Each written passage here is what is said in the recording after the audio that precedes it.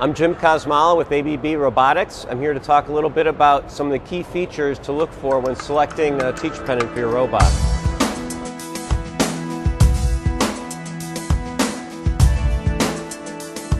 The first thing we want to look at is using the joystick on the robot.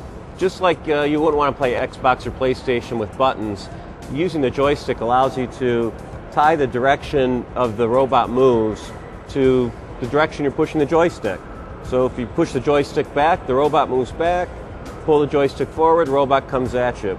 Push the joystick to the left, you move left. Move the joystick right, you go right.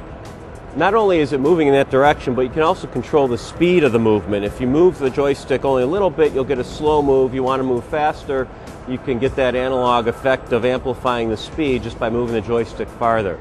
To move up and down, just like a screw, to screw it in, I turn it clockwise. To unscrew it, I turn it counterclockwise.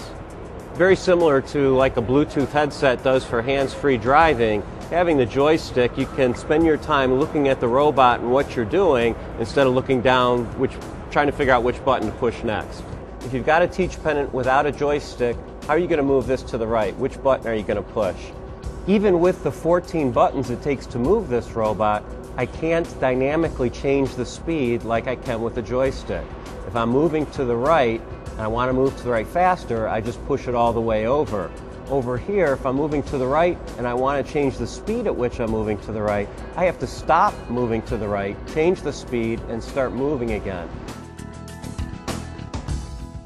Another function is the full QWERTY keyboard. With the QWERTY keyboard, you can quickly enter data, names for 500 different I/O signals, and it's kind of like the cell phone analogy where with the best smartphones today, you have a full QWERTY keyboard so you can do faster texting, versus some of the old phones where if you want to get the letter L, I've got to push this button 6 times to get to an L, 5 times to get to a K. And I've got to remember that every time I go back and try to hit a K. I'm hitting that 5 times instead of the full QWERTY keyboard functionality. A final thing to look for is the ability to create your own custom HMI screens so that you can create custom production setup or monitoring screens instead of purchasing standard operator interface panels or push button panels.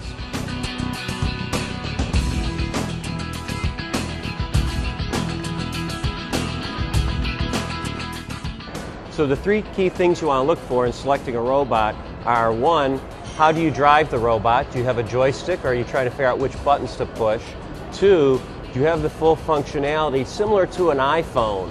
Just because you don't see a lot of buttons, you have incredible functionality here. You can pull up a full QWERTY keyboard or all kinds of other functions. And 3, do you have the ability to create custom HMI screens so you can create your own man-machine interface to control the peripheral content in your cell?